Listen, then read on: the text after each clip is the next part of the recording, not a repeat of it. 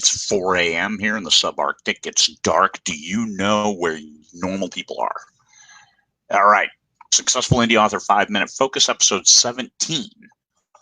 Amazon upload keywords.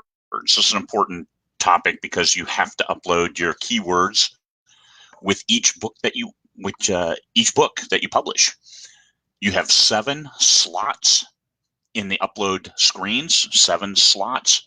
You have up to 50 characters that you can put in there, and you do not get bonus points if you only use single words. So I use phrases, I use trigger words, I use those things that hopefully people will use when they search. You can use Publisher Rocket from Dave Chesson and Kindlepreneur, and to shortcut and try to find some different variations and see how often they're searched. You can jump on Amazon itself, and this is the old methodology. This is the, let's say, the blue collar way, is you dive on Amazon and you search. Go to ebooks if that's what you're really driving or want to drive, and search.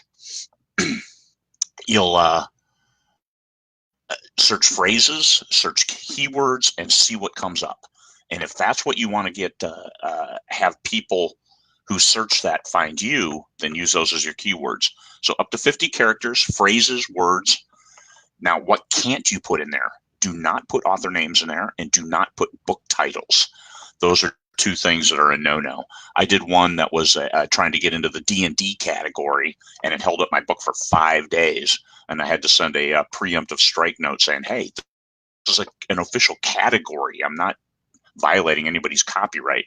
And since it was a category on Amazon, as well as like Space Marine, somebody copyrighted that over in the UK. And so Space Marine, but it's an actual category on Amazon. So you can use it, but it might get you held up for a little while. So your keywords help Amazon to align the searches with your books. And this is what I was talking about with testing. And it doesn't hurt to do that if your internet's fast enough, and just type in the keywords, type in the phrases, and see what pops up. Is that the kind of book that you expect?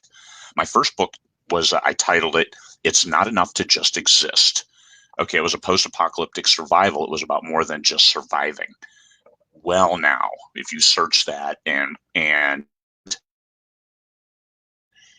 I tried to market that, teen girls ages 13 to 17, like 90% of all people who hit that book were teen girls aged 13 to 17. So it didn't work out. I had to change the title. But that's how keywords work, and it may make sense to you, but nobody cares about you. You care about the readers. The readers are the ones who need to find you. You already know where you are. It helps your books get into categories.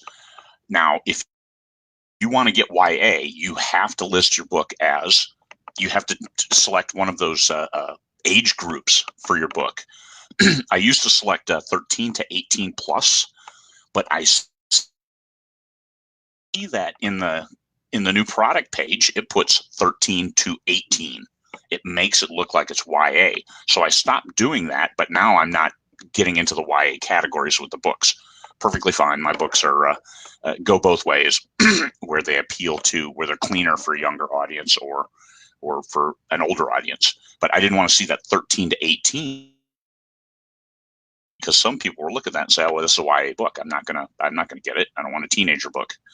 But that's not it at all. They take off that 18 plus. Interesting how they do that on the product page. I think I'll have to talk to Amazon about that and just recommend that they add that plus in there if we put the plus on our pages. It helps get you into categories, but it also, if you put something like alpha male, this is a big one, alpha male something or other, that may get you dropped into the erotica category, which then bars you from advertising normally on Amazon. So understand what you're putting in there. You might think it's hey, it's paranormal, an alpha werewolf. Well, alpha is a trigger word that could get you dumped into erotica. There are some, I don't have that list, but just be aware that if you get dumped into erotica, it's probably because one of your keywords or your subtitle or something like that. It's probably something you did that triggered their system that then dropped you automatically into that category.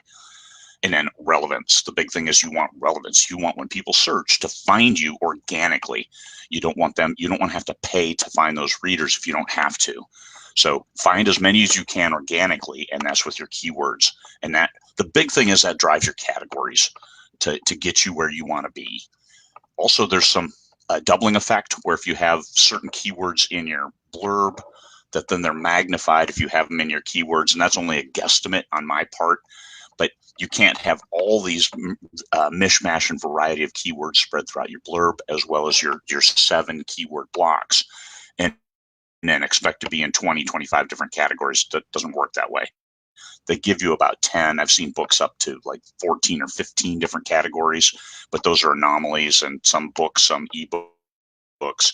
So focus where you're going to focus the majority of your sales, probably ebooks. All right. Well over 5 minutes. Thank you for stopping by. It's a huge topic. There's a lot to be said on that. And I will drop in some sample keywords into the comments. All right. Thanks, everybody.